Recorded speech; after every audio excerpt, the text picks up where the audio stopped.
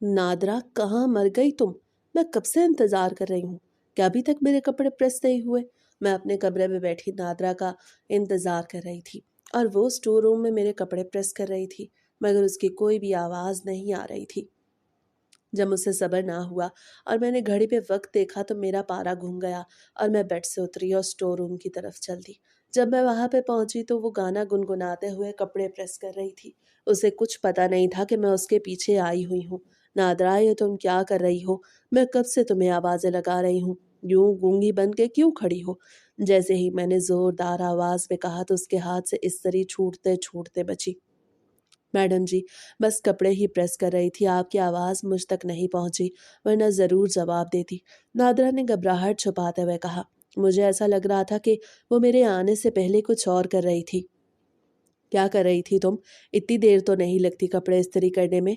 मैंने उसकी आंखों में देखते हुए कहा तो वो नज़रें झुका के बोली, मैडम जी, मैं तो आपके कपड़े ही इस्त्री कर रही थी। मैंने और कहाँ जाना है, क्या करना है? मैंने यही काम ही तो करने हैं। आप परेशान ना हो, मैं बस 5 मिनट में ला रही हूँ। उसे किस्सा ही ख़त्म कर दिया और जल्द ही दोबारा से कपड़े प्रेस करने लगी। मैंने इर्द गिर्द का जायज़ा लिया मगर वहाँ पे कुछ ऐसा मशकूक नहीं था, तो मैं गुस्से में कमरे से बाहर निकल आई। मुझे पार्टी में जाना था और उसने मेरी देर करा दी। मैं कब से शॉवर लेके बैठी थी। मैं कमरे में आई तो पीछे पीछे वो भी आ गई। उससे मेरे कपड़े बेड पे फैला के रख दिया और वहां से जाने लगी तो मैंने उससे रोक लिया। आज मुझे उसकी स्किन ज़्यादा चमकदार लग रही थी। वो मुझसे उम्र में भी छोटी थी और थी भी पतली सी, इसलिए शायद दिल ही दिल में मैं उससे जेलसी महसूस कर रही थी। रुको नादरा, इधर आओ, मेरी बात सुनो। मैंने आराम से कहा तो वो डरते डरते मेरे पास आ गई। उसकी नज़र अब भी झुकी हुई थी। वो आगे से सवाल नहीं कर रही थी, ये तुमने अपनी स्किन का क्या किया है? क्या तुम किसी पार्लर गई हो? जैसे ही मैंने ये कहा तो वो हंसते हुए बोली, मैडम, मैंने कहाँ जाना है? मैं तो सुबह का मुंह भी नहीं धोया और आप तो पार्लर की बात कर रही हैं। हम गरीबों के पास कहाँ से इतने पैसे आते हैं कि मैं आटा लेने के बजाय पार्लर में जाऊंगी? वो हंस भी रही थी और साथ में अपनी गुर्बत के दुखड़े भी सुना रही थी। अच्छा अच्छा, जाओ, आज से ज्यादा बातें मत बनाओ और आइंदा हर काम वक्त पे होना चाहिए, वरना इस नौकरी से तुम हाथ धो बैठोगी। मैंने दोबारा गुस्से से कहा तो वो मुंह फुला के वहां से चली गई। उसके जाने के बाद मैं अपना चेहरा आईने में देख रही थी। मेरी आंखों के नीचे थोड़ी थोड़ी झुर्रियां आने लगी थी क्योंकि मैं अब 40 के करीब होने लगी थी। ना जाने क्यों मुझे उस मामूली सी मुलाजमा से जेलसी फील होने लगी। वो तो कुछ करती भी नहीं थी और सारा दिन कामों में लगी रहती थी, फिर भी उसकी स्किन इतनी चमकदार थी और बाल भी अच्छे थे। हालांकि आज तक उससे कोई हेयर केयर ट्रीटमेंट भी नहीं कराया था। यही सोच सोच के मेरा मूड खराब हो रहा था, जिसे मैं खराब होता हुआ बर्दाश्त नहीं कर सकती थी। इसीलिए बड़ी हिम्मत करके मैंने 2-3 मरतबा लंबी सांस खारिज की और कपड़े उठा के बाथरूम में घुस गई। थोड़ी देर बाद जब मैं अपना ड्रेस पहन के बाहर आई तो वो ब्लैक कलर का ड्रेस मुझ पे खूब उठ रहा था। मैं शीशे के सामने खड़ी मुस्कुरा रही थी कि वहीं पे अकबर भी आ गए। वो मेरे पीछे आके खड़े हो गए। मैं उनका अक्स शीशे में देख सकती थी। उन्होंने मेरे दोनों कंधों पे हाथ रखा और अपना सर मेरे कंधे पे रख दिया। नायला, आज तुम बहुत अच्छी लग रही हो। क्या कहीं जाने की तैयारी है? जैसे ही अकबर ने कहा तो मैंने फौरन से पीछे देखा। अकबर, आप भूल जाते हैं, मैंने आपको दोपहर में बताया तो था कि आज मैंने एक पार्टी में जाना है। मेरी सारी फ्रेंड्स जा रही हैं तो मैं कैसे रह सकती थी? मैंने बालों में कंघा फेरते हुए कहा तो वो बेजारी से जाकर सोफे पे बैठ गए। अकबर, अब क्या हुआ है आपको? अब मैंने ऐसा क्या कर दिया है? बच्चे भी स्कूल से वापस आ चुके हैं और अपने कमरों में हैं। मैंने उन्हें खाना वगैरह भी खिला दिया है, तो अब क्या मसला है? मैं मुंह बना के उनके पास जाके बैठ गई। और कोई मसला नहीं, बस आज मेरा इरादा था कि मैं तुम्हारे साथ कहीं बाहर खाने पे जाऊंगा या हम साथ में टाइम स्पेंड करेंगे। लेकिन कोई बात नहीं, तुम जाओ, हम फिर कभी प्लान बना लेंगे। अकबर ने कहा तो मेरा मूड भी थोड़ा और ख़राब हो गया क्योंकि उन्होंने मुझे पहले अपने इरादे के बारे में नहीं बताया था। अगर वो पहले बता देते तो मैं दोस्तों से कमिटमेंट ही ना करती, क्योंकि मुझे दोस्तों से ज़्यादा अपने शौहर के साथ जाना अच्छा लगता था। अकबर, अगर आप मुझे पहले बता देते तो शायद मैं आपके साथ चली जाती, लेकिन अब मैं कुछ नहीं कर सकती। कॉल्स पे कॉल्स आ रही हैं, अब बस मुझे निकलना होगा। ये कह के मैंने उनके कंधे पे हाथ रखा और फिर वहां से उठ के शीशे के सामने खड़े होकर जल्दी जल्दी हाथ चलाने लगी। 10 मिनट के अंदर ही मेरा मेकअप डन हो गया था। सैंडल्स मैंने फौरन से पहन ली थी और फिर पर्स उठा के वहां से निकल गई। जैसे ही मैं कमरे से निकली तो नादरा जूस का ग्लास लेके कमरे के अंदर आ रही थी। वो कमरे के अंदर चली गई और मैं बाहर निकल आई, लेकिन मैं वहां से गई नहीं थी। मैं वहीं पे खड़ी थी। दरवाज़ा बंद था और अब तक नादरा अंदर थी। वो जूस दे के वापस नहीं आई थी और मेरे दिल में हौल उठ रहे थे। मैं जानती थी नादरा ऐसी औरत नहीं, और अपने शौहर को तो मैं खुद से भी ज़्यादा जानती थी और उन पे यकीन भी रखती थी।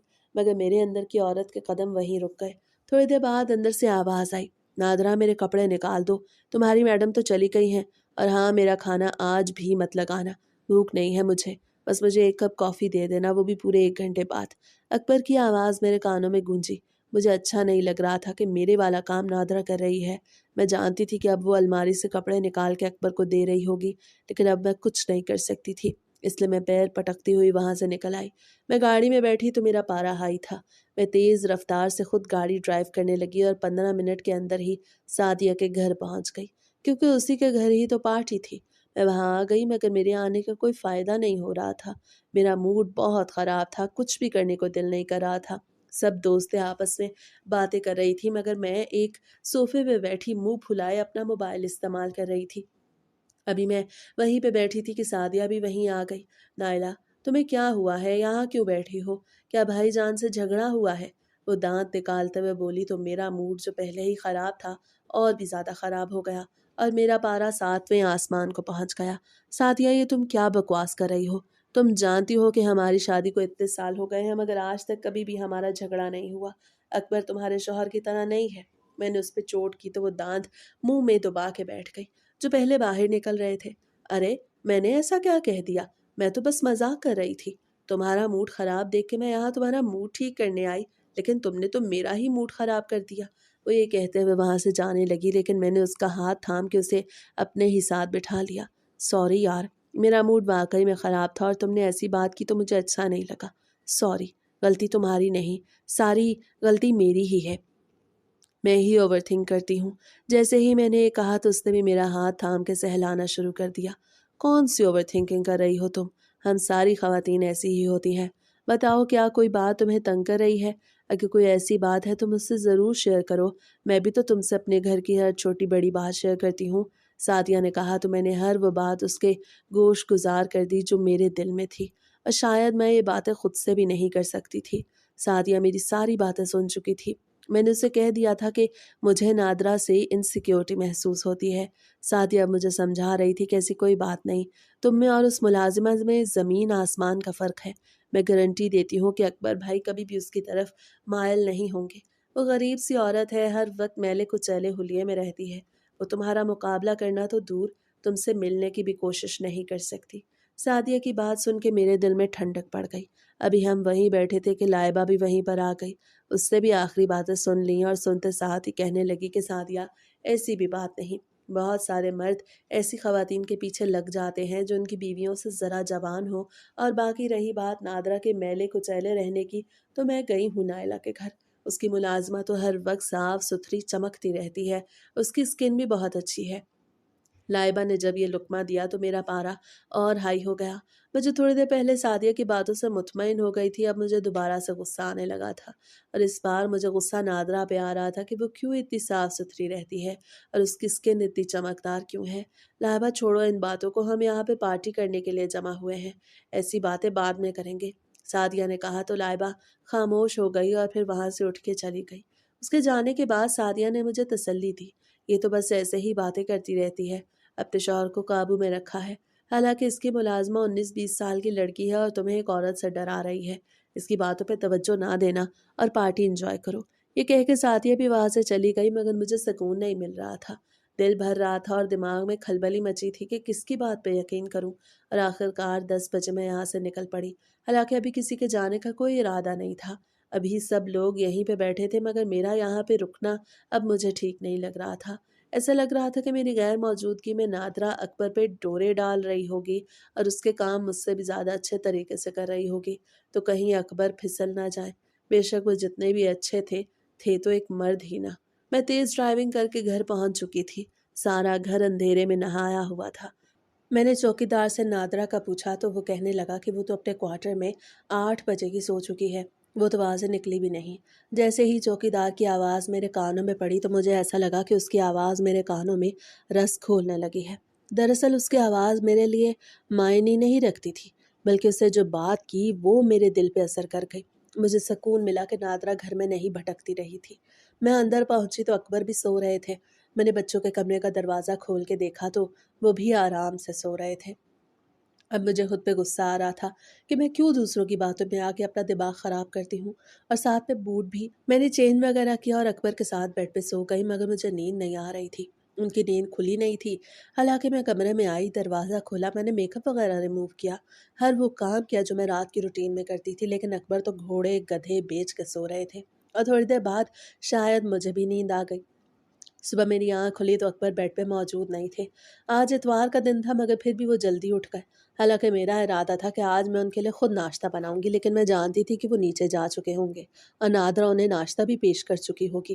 میں فریش ہو کے نیچے پہنچی تو اکبر ناشتہ کر رہے تھے اور بار بار نادرا سے کہہ رہے تھے کہ آج تو تم نے ناشتہ واقعی زبردست بنایا ہے۔ نادرا نے پوریاں اور ساتھ میں حلوہ اور چنے بنائے تھے۔ شاید اکبر نے یہی فرمائش کی تھی۔ میں نے تو سوچا تھا میں ان کے لیے کوئی انگریزی ناشتہ بناؤں گی، لیکن انہوں نے تو دیسی ناشتہ بنوا کے کھا بھی لیا تھا۔ میں وہاں پہنچی تو اکبر کہنے لگے، آؤ نائلہ، دیکھو نادرا نے کتنا اچھا ناشتہ بنایا ہے، تم ایسی پوریاں کبھی بھی نہیں بنا پاؤ گی۔ انہوں نے بس ایسے ہی یہ بات ہوا میں اڑا دی۔ وہ نہیں جانتے تھے یہ بات مجھ پہ کتنا اثر کر رہی ہے۔ میں کرسی کھینچ کے بیٹھ گئی اور جیسے ہی میں نے پہلا نوالا لیا تو اسے میں نے تھوک دیا۔ ہائے اللہ، حلوے میں اتنا میٹھا کون ڈالتا ہے؟ نادرا، تمہارا دماغ خراب ہے۔ تمہیں پتہ بھی ہے کہ ہمارے گھر میں اتنا میٹھا کوئی نہیں کھاتا، اور یہ پوریاں آئل سے بھری ہوئی ہیں، ایسے بناتے ہیں پوریاں؟ میں نے بلا وجہ نادرا کو ڈانٹنا شروع کر دیا، حالانکہ کسی چیز میں کوئی مسئلہ نہیں تھا، مگر میرے منہ سے الفاظ خود بخود نکلتے جا رہے تھے۔ میرا خود پہ کوئی کنٹرول نہیں تھا۔ اکبر حیرانی سے میری طرف دیکھ رہے تھے۔ نائلہ، تم ایسی بات کیوں کر رہی ہو؟ ہر چیز بالکل ٹھیک ہے۔ لگتا ہے تم ابھی اٹھ کے آئی ہو، اسی لیے تمہیں ایسا محسوس ہو رہا ہے۔ وہ نادرا کے لیے صفائیاں پیش کرنے لگے، اور یہ چیز مجھے اور زہر لگ رہی تھی۔ آپ کریں اس ملازمہ کی طرفداری، آپ کو تو میری بات پہ یقین ہی نہیں۔ میں پیر پٹکتی ہوئی وہاں سے اٹھ کھڑی ہوئی اور پھر ڈرائنگ روم میں جا کے بیٹھ گئی۔ 10 منٹ بعد جب میرا غصہ تھوڑا کم ہوا اور بھوک نے ستایا تو میں نے نادرا سے کہا کہ میرے لیے آملیٹ بناؤ اور ساتھ میں ٹوسٹ لے آنا۔ وہ بیچاری 5 منٹ کے اندر ہی لے آئی۔ ڈری ڈری سی لگ رہی تھی، مگر اب مجھے غصہ نہیں آ رہا تھا۔ میں نے خود کو خاموش کروا دیا تھا اور سوچا تھا کہ میں ایسی غلاظت بھری باتوں کو سوچوں گی ہی نہیں۔ نہ ہی احمد ایسے تھے اور نہ ہی نادرا بیچاری ایسی تھی۔ وہ تو ہر وقت بھائی جان کرتی رہتی اور کبھی نظر اٹھا کے بھی نہیں دیکھتی تھی، اور نہ ہی کبھی ان سے کوئی بات کرتی۔ ناشتہ وغیرہ کرنے کے بعد اکبر بھی میرے پاس ڈرائنگ روم میں آ چکے تھے اور بچے بھی اٹھ کے نیچے آ گئے تھے۔ نادرا انہیں ناشتہ کرا رہی تھی۔ نادرا نے میرے سارے گھر کو سنبھال رکھا تھا۔ اگر میرے ذہن میں یہ شک نہ آتا تو شاید میری زندگی تھوڑی مختلف ہوتی، لیکن میں کیا کرتی؟ میں بھی تو ایک عورت ہی تھی، اور عورتوں کے ذہن میں ایسی بات نہ آئے یہ تو ہو ہی نہیں سکتا۔ اور جب مقابل میں عورت بھی کوئی عام نہ ہو، کہنے کو تو وہ ایک عام غریب سی عورت تھی جو کہتی تھی کہ میرے گھر کی چھتیں بھی ٹپکتی ہیں اور کبھی کبھی تو آٹا بھی نہیں ہوتا تھا، لیکن ہمیشہ اس کی سکن چمکتی رہتی تھی۔ وہ تو صابن سے منہ بھی نہیں دھوتی تھی۔ اللہ تعالیٰ نے اسے قدرتی خوبصورتی دی تھی، اور میں اتنے سارے پروسیجرز کروا کے بھی اس کا مقابلہ نہیں کر سکتی تھی۔ شاید یہی چیز مجھے اندر سے جھنجھوڑ رہی تھی، اور میرے اندر کی عورت بلا وجہ غصہ نکالنے کے لیے باہر نکل آتی تھی۔ دوپہر کو ہم سب کا پلان بنا کہ ہم پکنک پہ جائیں گے۔ موسم اچھا ہو گیا تھا، بچے بھی ضد کر رہے تھے، تو اکبر نے جب نادرا سے کہا کہ نادرا تم بھی ساتھ چلو، وہاں پہ کم از کم بچوں کا تو خیال رکھو گی۔ جیسے ہی اکبر نے یہ کہا تو مجھے لگا کہ وہ جان بوجھ کے نادرا کو ساتھ لے جانا چاہتے ہیں۔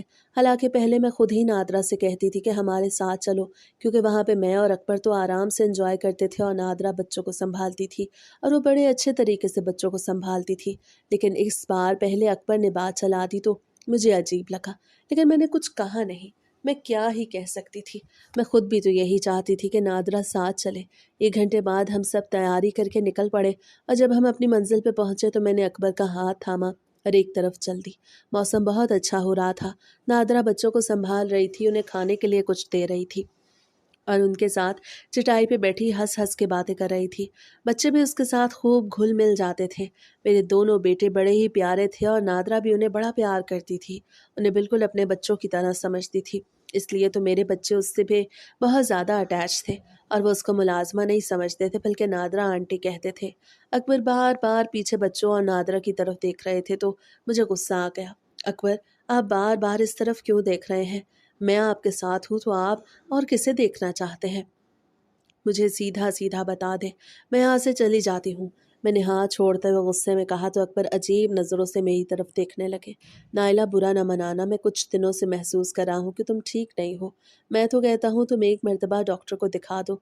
तुमने पिछले 1 साल से चेकअप नहीं करवाया। जैसे ही अकबर ने ये कहा तो मेरा गुस्सा आसमान की बुलंदियों को छूने लगा। मैंने अपना पर्स जोर से ज़मीन पर पटक दिया। अकबर, आप मुझे पागल कह रहे हैं। आपको पता है कि इस वक्त साइकेट्रिस्ट ने कहा था कि कोई मसला नहीं, बस ब्लड प्रेशर हाई रहने की वजह से गुस्सा आता है। इसीलिए मैंने 2-3 सेशंस ले लिए थे। अब मुझे ज़रूरत नहीं और आप मुझे पागल कह रहे हैं। अकबर की इतनी सी बात पे मेरा गुस्सा सातवें आसमान को छूने लगा। वो कह रहे थे कि नाइला, तुम गलत समझ रही हो। मैंने ये नहीं कहा, मैंने तुम्हारी बेहतरी के लिए कहा। लेकिन मुझे कहाँ उनकी इस बातों पे यकीन आता। मैं वहाँ से निकल के आई और गाड़ी में आके बैठ गई। मेरी आंखों से आंसू बहते जा रहे थे। फौरन से अकबर मेरे पीछे आए। वो मेरा पर्स और मोबाइल भी ज़मीन से उठा लाए। शुक्र की कच्ची ज़मीन थी, इसलिए मोबाइल टूटा नहीं था। उन्होंने सारा सामान पिछली सीट पे रखा और ख़ुद मेरे साथ अगली सीट पे बैठ गए और मेरे दोनों हाथ अपने हाथों में ले लिए। नाइला, क्या मसला है, मुझे बताओ। अगर कोई चीज़ तुम्हें परेशान कर रही है तो मुझसे डिस्कस करो। मेरी जान, तुम्हें पता है, तुम अगर कोई चीज़ दिलो दिमाग पे लेती हो तो तुम्हारी सेहत पे असर पड़ता है। वो बड़े प्यार से कह रहे थे, मगर मैं गुमसुम सी बैठी थी। किसी बात का जवाब देने का दिल नहीं चाह रहा था। बस दिल चाह रहा था कि उन सब से बहुत दूर चली जाऊं। शायद मैं अपने आप से भी थक चुकी थी। समझ नहीं आ रही थी कि क्या करूं। बस मैंने खामोशी से रोते हुए अपना सर अकबर के कंधे पे टिका दिया। वो मेरा सर सहला रहे थे और कह रहे थे कि कोई बात नहीं, मुझे भी तो गुस्सा आ जाता है। हर इंसान को गुस्सा आ जाता है। बस तुम काम डाउन रहो, ज़्यादा फिक्र की बात नहीं। वो बड़ी अच्छी अच्छी बातें कर रहे थे और मेरा सर सहला रहे थे। मुझे सुकून मिल रहा था। थोड़ी देर बाद मैंने खुद उनसे सॉरी कहा और कहा, चलें बाहर चलते हैं, बच्चे भी परेशान हो रहे होंगे। तो वो कहने लगे, बस मेरी बात का बुरा मत मनाया करो, मैंने तुम्हारी बेहतरी के लिए कहा था। ज़रूरी नहीं कि पागल ही डॉक्टर के पास जाते हैं, आम इंसान भी जाते हैं। बस तुम ज़रा ज़्यादा सेंसिटिव हो, इसलिए तुम्हें जल्दी गुस्सा आ जाता है। हम दोनों हाथों में हाथ डाले दोबारा से बाहर निकल आए। बच्चों को नादरा अपने साथ मसरूफ़ कर रखा था और फिर कुछ वक्त वहाँ गुजारने और खाना खाने के बाद हम वहाँ से निकल आए। शाम से पहले ही हम घर पहुँच गए। खाना हम बाहर से खा के आए थे, इसलिए घर पे कोई काम नहीं था। मगरिब के वक्त ही मैंने नादरा से कहा, तुम अपने क्वार्टर में चली जाओ, कोई काम नहीं तो यहाँ रहने की ज़रूरत नहीं। वो मेरी बात सुनते ही फ़ौरन वहाँ से निकल गई। और वैसे भी वो बेचारी जब काम ना हो तो हर वक्त अपने क्वार्टर में रहती। उसके जाने के बाद मुझे सुकून सा मिल रहा था। मैं ड्राइंग रूम के सोफे पे टांग चढ़ाए बैठी ये सोच रही थी कि अगर मैं नादरा को यहाँ से निकाल दूँ और कोई और बुजुर्ग काम वाली रख लूँ तो शायद मेरा मसला हल हो जाएगा।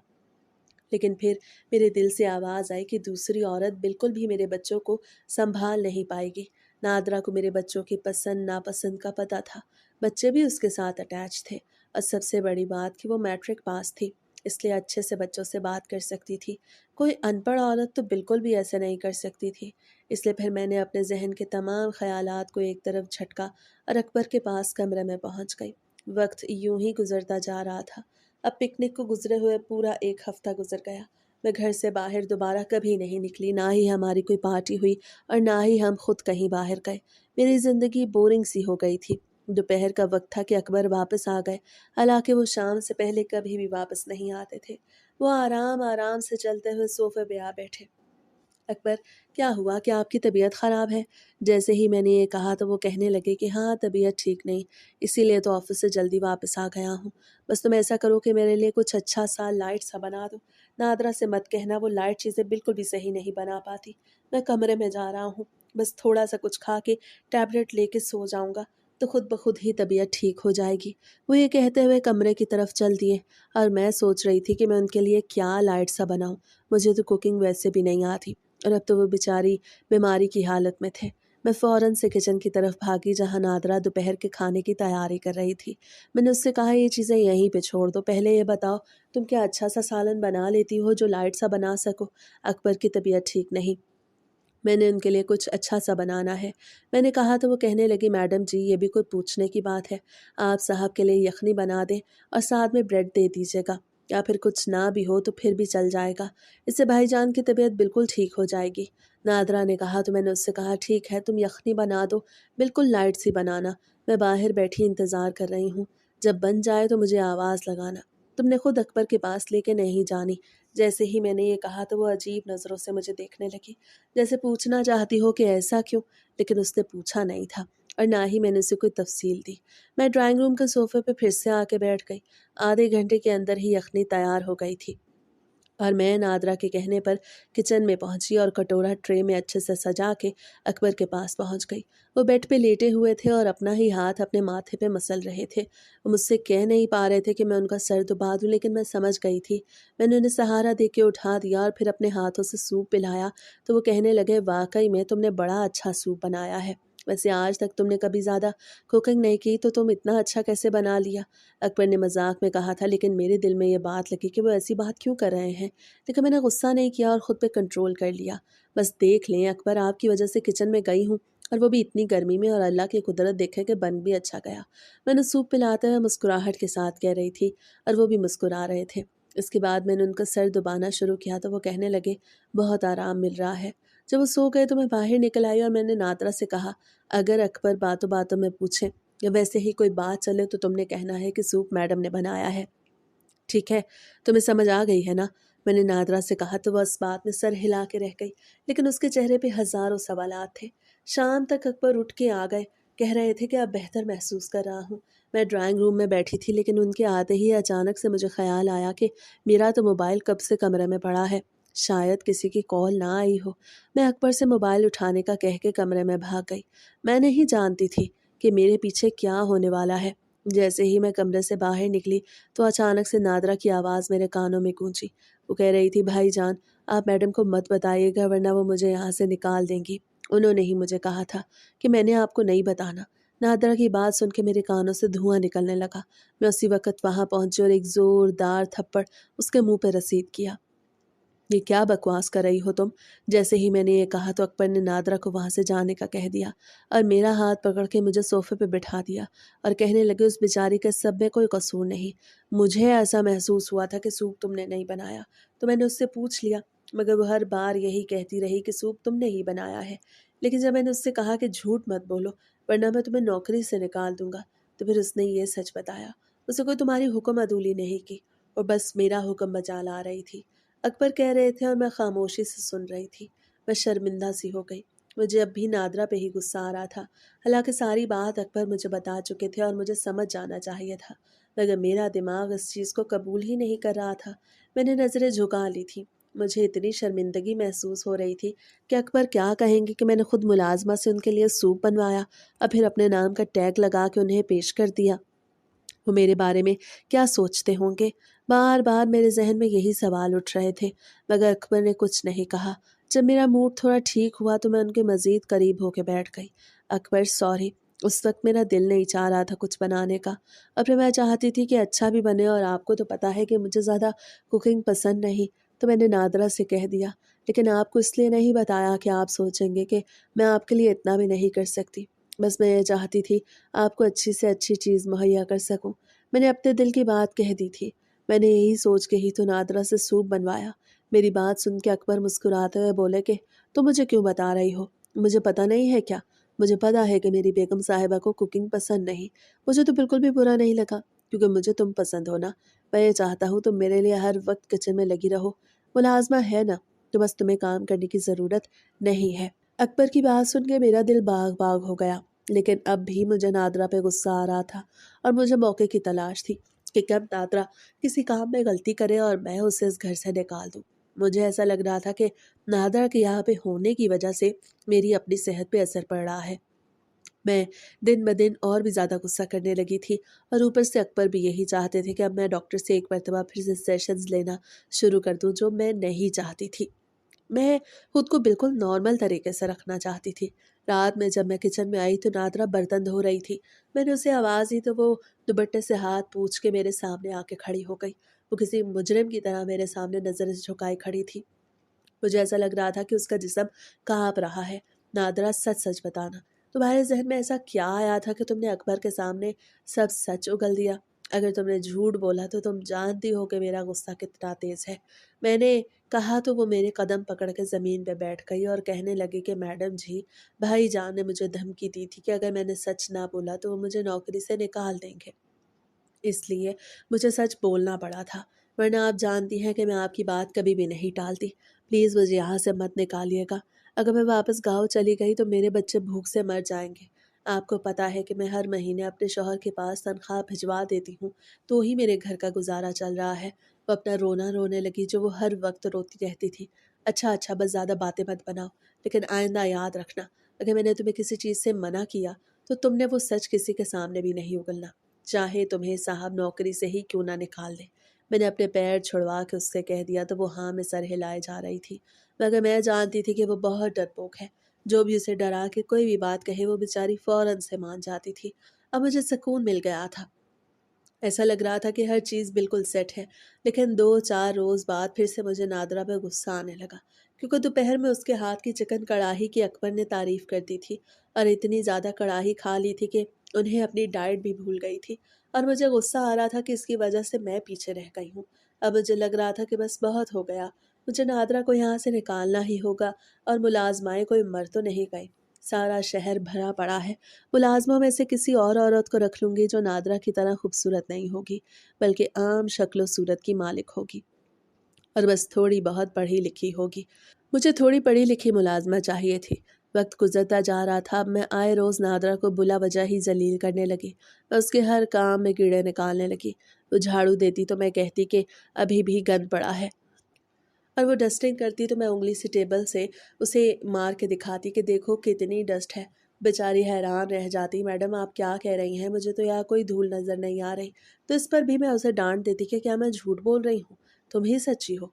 तो बेचारी खामोश होकर रह जाती। मुझे कोई शऊर बाकी नहीं रहा था कि मैं गलत कर रही हूँ। वो ये सब बड़ी मुश्किल से बर्दाश्त कर रही थी, मगर आज तक कभी आवाज़ नहीं निकाली थी। और आवाज़ निकालती भी कैसे, वो हमारी मुलाजिमा थी जो पिछले 3 सालों से हमारे घर पे काम कर रही थी, मगर अब मैं उसे यहाँ पे बिल्कुल भी बर्दाश्त नहीं कर सकती थी। जब अकबर आते थे तो मैं उनके सामने नादरा के साथ बड़ा अच्छा सलूक करती थी। लेकिन जब वो घर पे नहीं होते थे तो मैं उससे इतने काम करवाती कि एक चीज़ बार-बार करवाती कि वो थक जाती। रात को मुझे अपने ज़मीर की अदालत में भी यही कहना पड़ता था कि मैं ठीक कर रही हूँ, मैं कुछ गलत नहीं कर रही। मैं तो उससे अपना घर साफ़ करवा रही हूँ। मैंने उसे इसी काम के लिए ही तो रखा है। मैं उसके साथ कुछ गलत नहीं कर रही। रात को मेरा ज़मीर अदालत लगा लेता और एंड में मैं ही जीत जाती। मैं अपने आप को भी यही तसल्लियाँ देती थी कि मैं कुछ गलत नहीं कर रही। वो मुलाज़िमा है तो काम तो उसने करने ही हैं। और फिर यूं ही वक्त गुजरता जा रहा था।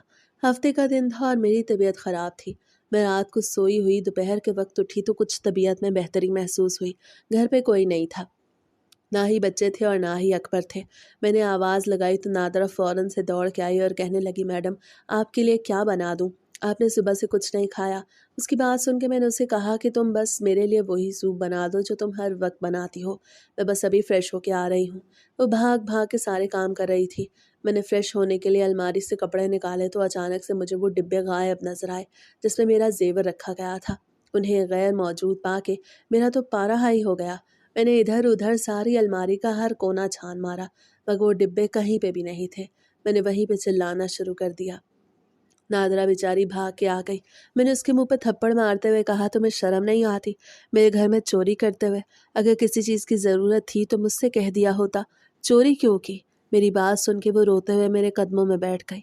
उसने मेरे कदम पकड़ लिए, रोते हुए कह रही थी कि मैडम साहिबा आप ऐसी बात क्यों कर रही हैं?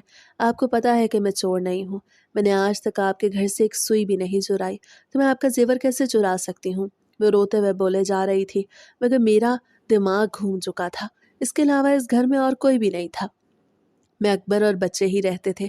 एक वो ही थी जिसे घर के हर-हर कोने का पता था। मैंने उसी वक़्त अपना मोबाइल उठाया और पुलिस को कॉल लगा दी। 10 मिनट के अंदर मेरे घर पे पुलिस आ चुकी थी। मैंने नादरा को पुलिस के हवाले कर दिया। पुलिस उसे हथकड़ी लगा के जा रही थी और वो रोते हुए बार-बार मुड़ के मुझे कह रही थी कि खुदा का वास्ता मेरे साथ ऐसा ज़ुल्म मत करें। मैं अकेली औरत कहाँ थानों में भटकती रहूँगी। मेरा शौहर जीते जी मर जाएगा। गाँव में मेरी इज़्ज़त खाक में मिल जाएगी। वो लोग तो मुझे गाँव में घुसने भी नहीं देंगे। वो तरह-तरह की बातें करती जा रही थी और मेरा दिमाग फट रहा था। और फिर थोड़ी देर बाद उसकी आवाज़ें आना बंद हो गई क्योंकि वो लोग उसे ले जा चुके थे। اس کے جانے کے بعد مجھے عجیب سا سکون ملنے لگا۔ مجھے ایسا لگ رہا تھا کہ اب میں نے اس کے ساتھ کچھ غلط بھی نہیں کیا اور وہ ہمیشہ کے لیے اس گھر کی جان چھوڑ کے چلی بھی گئی ہے۔ لیکن میں غلط سوچ رہی تھی، اس بیچاری کا تو کوئی قصور نہیں تھا۔ لیکن یہ سب مجھے اس وقت پتہ چلا جب شام سے بھی ذرا دیر پر اکبر گھر آئے اور آتے ساتھ ہی آواز لگانے لگے کہ نادرا میرے لیے ایک کپ چائے لے آؤ کڑک سی۔ تو میں نے انہیں ساری کہانی بتائی تو اپنا سر پکڑ کے بیٹھ گئے اور کہنے لگے نائلہ کم از کم تم مجھے ایک کال کر دیتی، وہ تو آج میں سارا زیور لے کے گیا، میں نے وہ لاکر میں رکھوا دیا ہے۔ کچھ دنوں سے سوچ رہا تھا کہ تم سے ذکر کروں مگر بات ہی ذہن سے نکل گئی۔ میرے دوست کے گھر پہ رات کو چوری ہو گئی اور ان کا سارا زیور بھی وہ لوگ اپنے ساتھ لے گئے، تو بس میں نے سوچا کہ تمہارا زیور لاکر میں رکھوا دیتا ہوں۔ تمہاری طبیعت ٹھیک نہیں تھی، تم سو رہی تھی تو اس وقت تم سے بات نہیں کر پایا۔ ان کی بات سنتے ہی میرا دماغ پھٹنے کو تھا، ایسا لگ رہا تھا کہ وہ بے گناہ وہاں پر میری وجہ سے سزا کاٹ رہی ہوگی۔ اکبر بھی مجھ پہ غصہ کر رہے تھے کہ نہ جانے تمہیں کیا ہوتا جا رہا ہے، تم تو اس بیچاری کے پیچھے ہی پڑ گئی ہو، اگر تم مجھ سے ایک مرتبہ ذکر کر لیتی تو یہ سب نہ ہوتا۔ وہ بہت ساری اور باتیں بھی کر رہے تھے مگر میرا ذہن معاف ہو گیا تھا۔ میں نے اپنے دونوں ہاتھوں سے اپنا سر پکڑ لیا۔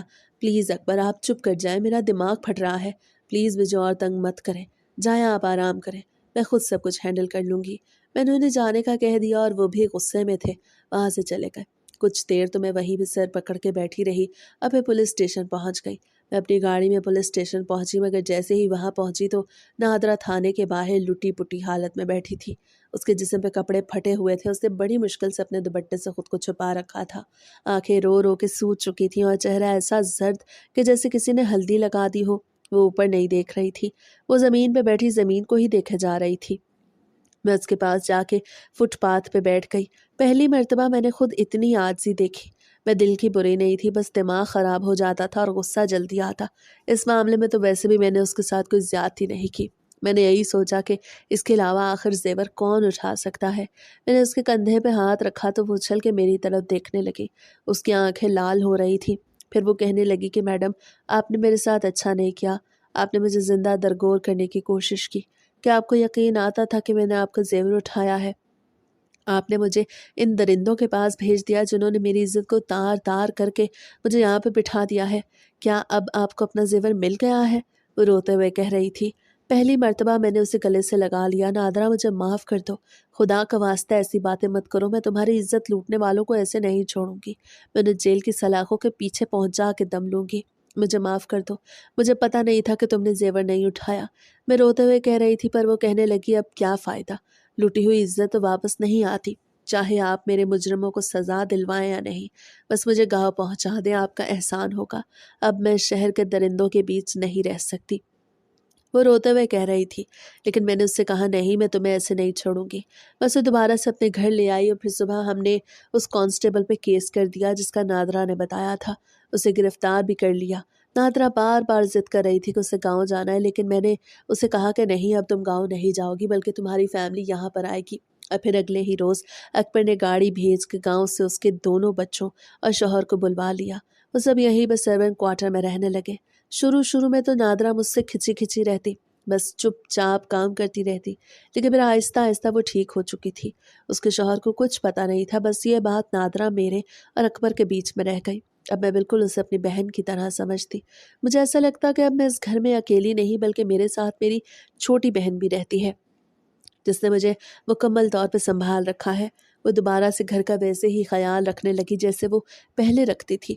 اس کا مجرم بھی جیل کی سلاخوں کے پیچھے تھا اور وہ ہر وقت مجھ سے یہی کہتی کہ میڈم جو میرے ساتھ ہوا ہے میں اسے مرتے دم تک نہیں بھول سکتی، لیکن میں نے آپ کو دل سے معاف کیا ہے کیونکہ آپ کی بھی تو غلطی نہیں، وہ اتنے بڑے دل کی تھی کہ مجھے معاف کر دیا، لیکن آج تک میں خود کو معاف نہیں کر پائی کیونکہ اپنی شکی طبیعت اور تیز غصے کی وجہ سے میں نے اس بیچاری کے ساتھ بہت برا کیا تھا جو نہیں ہونا چاہیے تھا، لیکن میں کیا کرتی، جو ہونا تھا ہو گیا۔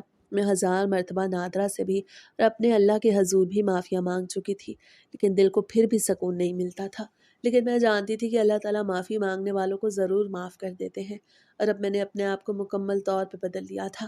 مجھے نادرا پہ کوئی شک نہیں ہوتا تھا، اس کا شوہر بھی ہمارے گھر میں مالی کا کام کرتا تھا، اس کے بچے سرکاری اسکول میں جاتے اور واپس آ کے میرے بچوں کے ساتھ کھیلتے، مگر مجھے کوئی فرق نہیں پڑتا تھا۔ मुझे ऐसा लगता था कि वो सब लोग हमारी फैमिली का हिस्सा हैं, और अब नादरा की वजह से मेरी ज़हनी हालत भी पहले से बेहतर होने लगी। अब मुझे ज़्यादा गुस्सा भी नहीं आता था और मैं हर चीज़ बड़े अच्छे से हैंडल कर लेती।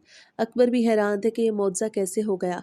वो नहीं जानते थे कि जब मैंने नादरा को उस वक़्त ज़मीन पे लुटी-पुटी हालत में देखा तो मेरे अंदर की औरत ने मुझे झंझोड़ के रख दिया कि अगर ये सब मेरे हाथ होता तो क्या होता? बस जो भी था, अब सब कुछ बदल चुका था और पहले से बहुत बेहतर था।